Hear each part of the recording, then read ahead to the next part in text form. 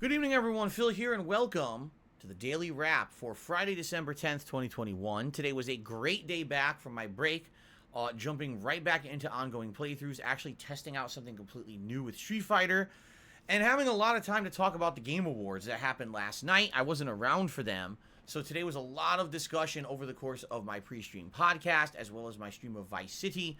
A lot of discussion about that. If you're interested in my opinions and stuff on that, you should definitely check out the pre-stream podcast and or some of my Vice City gameplay where I basically go into more depth when people are asking me specific questions about it.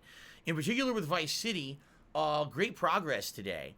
Got through the entire kind of intro segment, which would conclude all the plot lines for Diaz.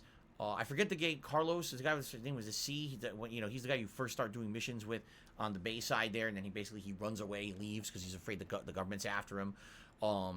As well as the voodoo missions for the Haitians, as well as all the Cuban missions. So all of that got completed today.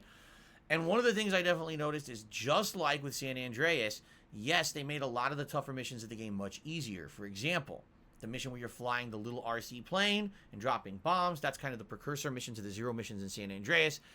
Very easy. Beat it on the first try, even though they were shooting at the plane, it didn't take much damage at all, and I beat it easily. When I know, typically that was a harder mission.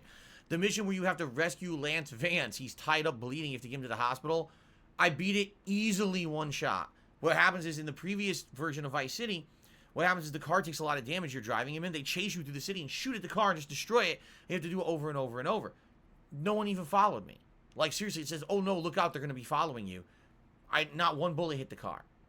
So it was like, steamroll right through. Now, on the flip side of that, there's still some missions that are quite challenging. One of the ones when you got to blow up the factory, and I didn't know how to escape because I didn't remember that there's a stairwell you have to escape, so I ended up doing it like 4 or 5 times till finally I fucking remembered. Or actually, I didn't really remember. I stumbled upon it like a buffoon, obviously.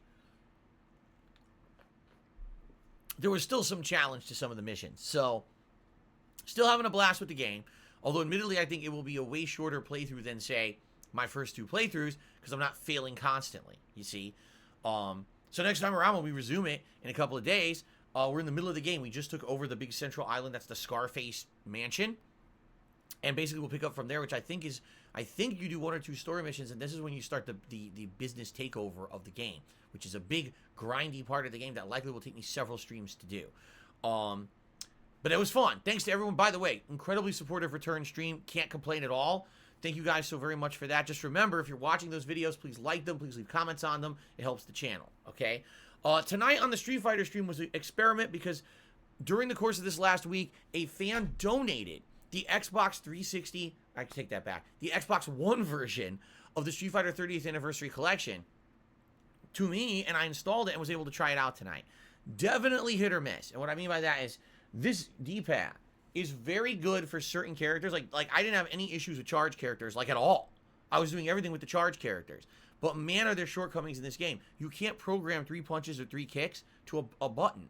So when I'm playing characters like Zangief, who needs 3 punches to do a spinning clothesline, or Balrog, who has to charge 3 kicks to do a turn punch, it's like impossible. So it's basically, those moves are almost not usable. It's very hard. I was doing it every once in a while, but it wasn't consistent. Same thing with, like, any move that's like a tiger knee motion, meaning you go from down back to up forward. So with Cammy, typically when I play Cammy, I'm constantly doing the roll, the flip grab. Can't even do it barely once. Same thing with Fei Long doing his chicken wing kicks. Can't do them. So because of that, a lot of characters just didn't seem very viable in this collection because I don't have a joystick to play on. In addition, the collection has some shortcomings. For example, there's no lobby system that you can search. On the PlayStation, you search, it shows all your lobbies available, you join when you play. In this, you just hit join, and you join whatever. It's random. The reason they did that is because on the Xbox, there's an ability to block a user. If you have someone who's trolling you or is an asshole, you hit block, and then you never have to fight them ever again. It does what it does to make sure you don't play them again. So because of that, there's no control over the lobby system. You just hit join, it'll auto-look. Oh, if that person you blocked isn't in that lobby, you won't join that one, you'll join other lobbies. But you have no pick-and-choose kind of ability.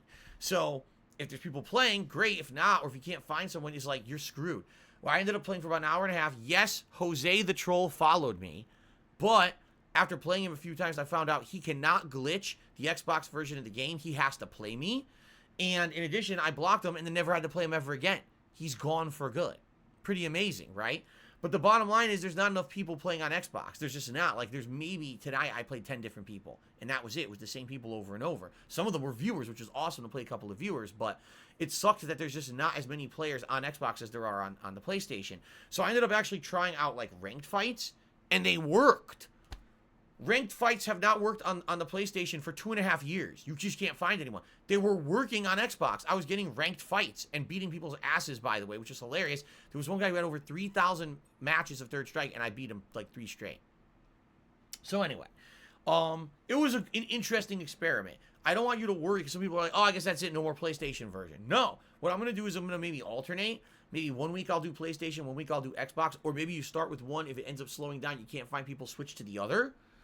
I have that capability now. That's great that I have that ability to do that. So let's see what happens moving forward. Next week is definitely going to be interesting. I will have to figure out over the week what you guys want to see. Do you want me to start on PlayStation, start on Xbox? We'll go from there. Okay? All right. So it was a great streaming day. Tomorrow, Saturday, Halo Infinite campaign continues. Only the second session ever, and now we're in the meat of the game. We're in the open world, exploring, doing this stuff. It's very fun with this grappling hook. I'm really enjoying the game. I hope you'll join me and support the stream tomorrow because I really liked that first session the other day. Then, Saturday night will be Forza Horizon 5. Didn't get to play it on Wednesday like originally was scheduled. This time around, I forget what car we're driving because we unlocked it last time. It's already set up. And remember, top contributor during the Forza stream gets to pick the car that I drive around the next session. The good news is we're heading into the end game of the game, but the end game missions are very lengthy. So I really don't think we'll beat Forza for like another 3-4 streams maybe. But we'll see. Vice City continues on Sunday. That's going to be paired with Lost Judgment. So it's a good alternation of content this week. I hope you'll join me. It's going to be a great week, all right? Thank you guys so very much. It was a great streaming day, and I'll see you all in the morning. Peace out.